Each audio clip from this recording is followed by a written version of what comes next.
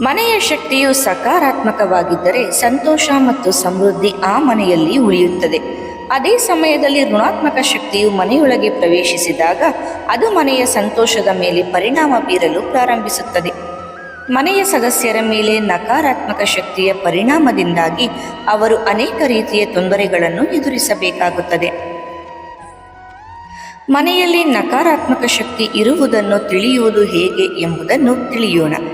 ಮನೆಯಲ್ಲಿ ನಕಾರಾತ್ಮಕ ಶಕ್ತಿ ಇರುವುದನ್ನು ತಿಳಿದುಕೊಳ್ಳಲು ಅನೇಕ ಜನರು ಪ್ರಯತ್ನಿಸುತ್ತಾರೆ, ಆದರೆ ಇದು ಸುಲಭದ ಕೆಲಸವಲ್ಲ. ಇದನ್ನು ತಿಳಿಯೋದು ತುಂಬಾನೇ ಕಠಿಣ. ಮನೆಯ ಸಂತೋಷದ ಮತ್ತು ಶಾಂತಿಯ ಮೇಲೆ ಪರಿಣಾಮ ಬೀರಲು ಪ್ರಾರಂಭವಾಗುತ್ತದೆ.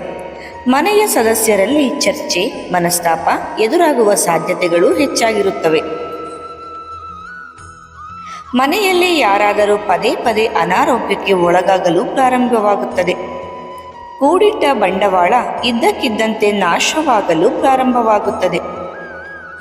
ವೈವಾಹಿಕ ಜೀವನದಲ್ಲಿ ಅಪಶ್ರುತಿ ಮತ್ತು ಉದ್ವಿಗ್ನತೆಯ ಪರಿಸ್ಥಿತಿ ಎದುರಾಗುತ್ತದೆ. ಮನೆಯ ಹಿರಿಯ ಸದಸ್ಯರ ಗೌರವವು ಕಡಿಮೆಯಾಗಲು ಪ್ರಾರಂಭವಾಗುತ್ತದೆ. ಮಕ್ಕಳು ಪರಸ್ಪರ ಜಗಳವಾಡಲು ಪ್ರಾರಂಭವಾಗುತ್ತದೆ. ಈ ಮೇಲಿನ ಸಮಸ್ಯೆಗಳು ನಿಮ್ಮ ಮನೆಯಲ್ಲಿ ಪದೇ ಪದೇ ಎದುರಾಗಲು ಪ್ರಾರಂಭವಾಗುತ್ತದೆ.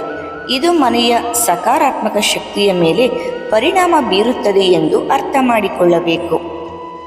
ನಕಾರಾತ್ಮಕ ಶಕ್ತಿ ಮನೆಯಲ್ಲಿ ಇದ್ದರೆ ಈ ಕ್ರಮಗಳನ್ನು ತೆಗೆದುಕೊಳ್ಳಬೇಕು. ಮನೆಯಲ್ಲಿ ನಕಾರಾತ್ಮಕ ಶಕ್ತಿಯನ್ನು ತಡೆಗಟ್ಟಲು ವಾಸ್ತುಶಾಸ್ತ್ರದಲ್ಲಿ ಕೆಲವು ಪರಿಣಾಮಕಾರಿ ಕ್ರಮಗಳನ್ನು ಉಲ್ಲೇಖಿಸಲಾಗಿದೆ. ಅವುಗಳನ್ನು ಅನುಸರಿಸುವ ಮೂಲಕ ಋಣಾತ್ಮಕ ಶಕ್ತಿಯನ್ನು ಮನೆಯಿಂದ ತೆಗೆದುಹಾಕಬಹುದು. ಆದ್ದರಿಂದ ಈ ವಿಷಯಗಳನ್ನು ಮನಸ್ಸಿನಲ್ಲಿಟ್ಟುಕೊಳ್ಳಬೇಕು. ಮಲಗುವ ಮೊದಲು ಕೊಳಕು ಪಾತ್ರೆಗಳನ್ನು ತೊಳೆಯಬೇಕು. ಬೆಳಗ್ಗೆ ಮತ್ತು ಸಂಜೆ ಮನೆಯಲ್ಲಿ ಪೂಜೆ ಮಾಡಬೇಕು. ಮನೆಯಲ್ಲಿ ಸ್ವಚ್ಛತೆಯನ್ನು ಮತ್ತು ನೈರ್ಮಲ್ಯದ ನಿಯಮಗಳನ್ನು ಪಾಲಿಸಬೇಕು. ಹನುಮಾನ್ ಚಾಲೀಸ ಅಥವಾ ಸುಂದರಕಾಂಡವನ್ನು ಮಂಗಳವಾರ ಪಠಿಸಬೇಕು. ಶುಕ್ರವಾರ ಸಂಜೆ ಮನೆಯ ಮುಖ್ಯ ಬಾಗಿಲಲ್ಲಿ ತುಪ್ಪದ ದೀಪವನ್ನು ಇಡಬೇಕು. ವಾರಕ್ಕೊಮ್ಮೆ ಮನೆಯನ್ನು ಉಪ್ಪು ನೀರಿನಿಂದ ಒರೆಸಬೇಕು. ಕಸವನ್ನು ಸಂಗ್ರಹಿಸಿಡಬೇಡಿ. ಸಕಾರಾತ್ಮಕ ಶಕ್ತಿಯು ಮನೆಯಲ್ಲಿ ನೆಲೆಯಾಗಬೇಕೆಂದರೆ ನಾವು ಪ್ರತಿನಿತ್ಯ ದೇವರನ್ನು ಪೂಜಿಸಬೇಕು ಮತ್ತು ಆಗಾಗ ಮನೆಯಲ್ಲಿ ಹೋಮ, ಹವನ ಇತ್ಯಾದಿಗಳನ್ನು ಆಯೋಜಿಸುತ್ತಿರಬೇಕು. ಆಗ ನಾವು ಮನೆಯಲ್ಲಿ ನಕಾರಾತ್ಮಕ ಶಕ್ತಿ ನೆಲೆಸುವುದನ್ನು ತಡೆಯಬಹುದು.